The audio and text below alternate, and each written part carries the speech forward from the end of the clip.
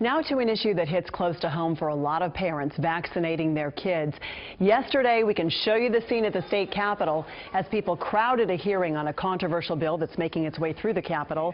There's a lot of opposition. It became clear the bill would not make it out of committee.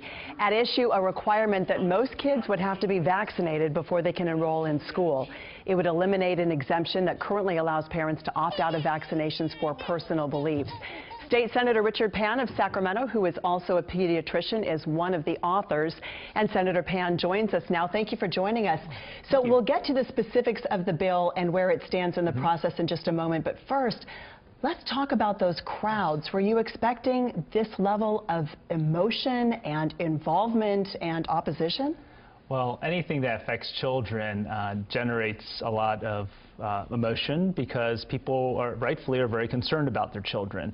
And while you certainly saw large crowds there who, on the bill, who were there, who are opposed, there are also a lot of parents who are very supportive of the bill, who are calling my office.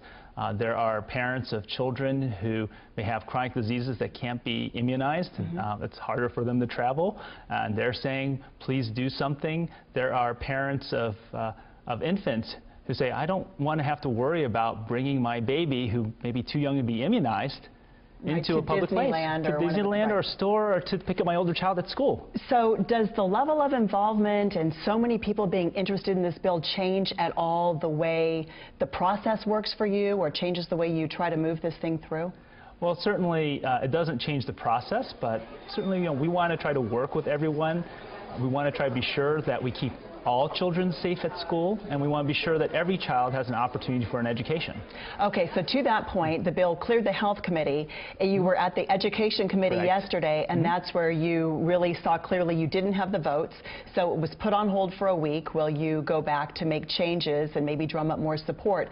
So looking at a bill like this, where can you make changes? It seems, looking at it from the outside, either there's an exemption or there isn't. Well, I think what happened in the Education Committee was that the members and the chair heard some concerns that they felt were not adequately yet addressed in the bill. Clearly, the chair said, we're going to delay the vote so we can work on that. So it's not so what specifically is not addressed that you could add to the bill that would give it the support that you're looking for? So, for example, we say that if your child is not immunized, one of the options is that you homeschool your child. But there was lack of clarity about the nature of the homeschooling. There's also, we need to clarify what happens for a child who the parents may not be able to afford a private homeschool. What are the options there? So these are things we want to work out to be sure that every child, and I strongly believe this, every child deserves to have an education, and we need to be sure that that's clear in the bill, that what's going to happen if a parent decides they're not going to vaccinate their child. Because after all, this bill is not about mandatory vaccination.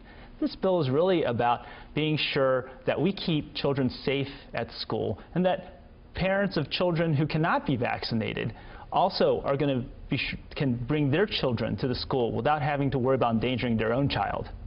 Let's talk about then, if you were able to spell out exactly what happens in the homeschool process and perhaps even who pays for it, would that be enough to get you the support you would need to get this out of committee? Well, I'm going to be meeting with the chair of the Education Committee and my colleagues, and we're going to be talking about that. And I think that as we sort these issues out, I am confident that we're going to have the votes and get the bill out of the Education Committee. You look at the level of emotion involved, and I think most people would maybe assume that there are some parents who absolutely will never vaccinate their children, and so those kids would go into a homeschool situation under this bill. Just looking at it from a public health perspective, would that be the best thing for public health, for these kids to be homeschooled, for them to be kicked out of the public school system? Well, the best thing for public health is that we get our immunization rate high enough so that we prevent outbreaks of very preventable, serious diseases. But if you cannot convince these parents? Well, we just need to have enough children vaccinated, and that's the problem.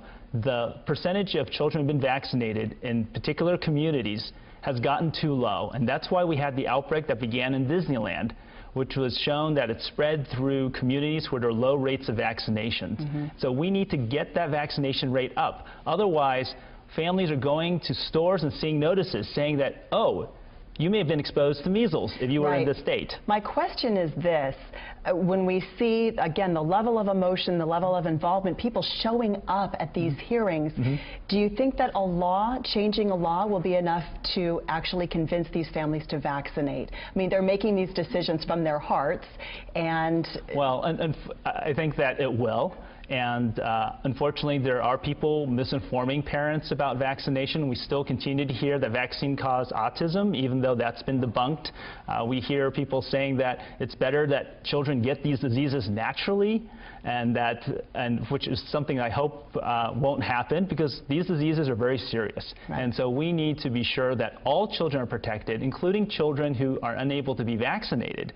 Those families are very worried because they can't get their child vaccinated, and they don't want to put their child at risk of catching a disease going to school or just going out into the community, and we need to do something. That's the heart of the debate, and the emotion on the other side of this. Exactly. One last question, and that is, you now have more security. You have been personally threatened through all of this. Are you worried right now? I'm focused on trying to protect the people of California and our children, and that's what I'm focused on, and we're going to make that happen. All right, Senator Pan, thanks for your time.